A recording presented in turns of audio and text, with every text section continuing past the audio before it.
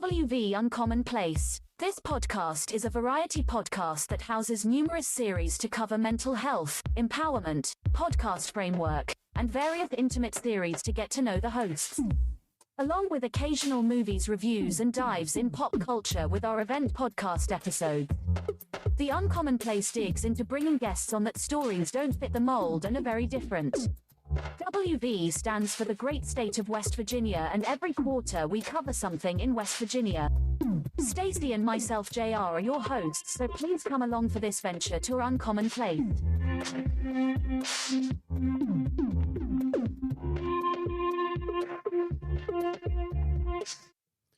Howdy everybody, welcome to West Virginia Uncommon Place, and I am back with another episode inside of the Black History moments that I like to share with you all every February. And today we're going to talk about Ronald K. Simmons, or as most people know, Ron Simmons. All the way from Perry, Georgia, played football at Florida State, was Doom Ron Simmons, Farouk, standing at 6'2", 270 pounds. He is a menace. I said menace. He performed for WCW, ECW, and the WWF, and he has a strong recognition. He is a one-time WCW World Heavyweight Champion and is the first African American to win the title, and is recognized as the first Black World Champion in professional wrestling. And this man had a powerful, and I'm talking about a powerful power slam. So let's cut to the chase. He's a one-time WCW World Tag Team Champion with Butch Reed, and a one-time WCW United States Tag Team Champion with Big Josh. And he was one of the most dominant parts of a tag team with Bradshaw as the APA, winning 3 WWE titles, and was a leader of the Nation of Domination, and was inducted into the WWE Hall of Fame in 2012. So let's just get it started here. He started out wrestling in 1986 for Jim Crockett Promotions. Was down in Lakeland, Florida, won his first match, and carried on from there. Battled Ivan Koloff, the Barbarian, Yokozuna when he was younger. He pretty much carried a strong belt there. Then he was part of a tag team called Doom, and his manager would later be Teddy Long, which would continue to carry on with him. And the thing about Ron Simmons is Ron Simmons' power and move to greatness was an odd one. But the thing that kind of got me here was that it just seemed like his title reign, where he beat Vader for it, was kind of just one of those things that was drawn up by a great guy, WCW's president, Bill Watts. And it carried on for a while and kept going from there and there. And so after that, it just seemed like after he lost that title to Vader, he was pushed down the card.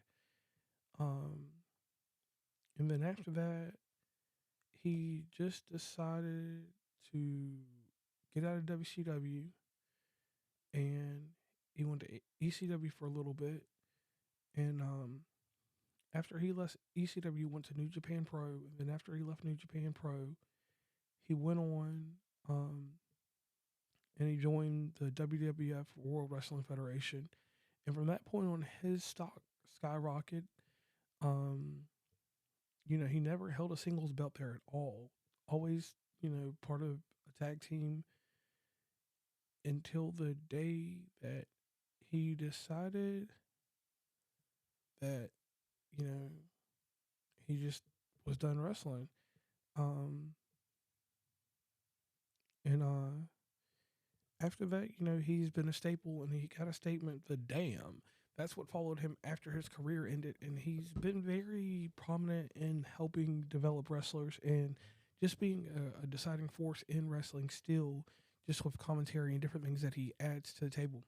But the reason that I want to pay homage to him and give him this time is because him being the first being recognized as the first Black champion ever is a highlight in a sense, and it has a few negatives to it, and the negative to it is that there were other champions prior, but we're talking about recognized with the NWA belt, which is the WCW belt. Being recognized with the big gold belt is a prestige honor, and later on it will be held by Booker T and a few others. And just with that, if it wasn't for him paving that way in the 90s, and yes, I said the 90s, we wouldn't have the wrestlers that we have today being able to compete, and then have Kofi Kingston later on come out and be a champion and become the longest reigning African-American champion himself. So I want to thank you all for this time. Thank you for tuning in to West Virginia Commonplace, and we will be back with more. On that note, I am JR, and I'm out of here. Please follow WV Uncommonplace on Instagram, Tumblr, Twitter, TikTok, where we have some great content, Facebook, LinkedIn. Hit up the merch store at onecommonplace.square.site. Join the email list from the website, and rate, subscribe, and give feedback from your favorite podcatcher. And lastly, thanks for listening, and tune into the next episode.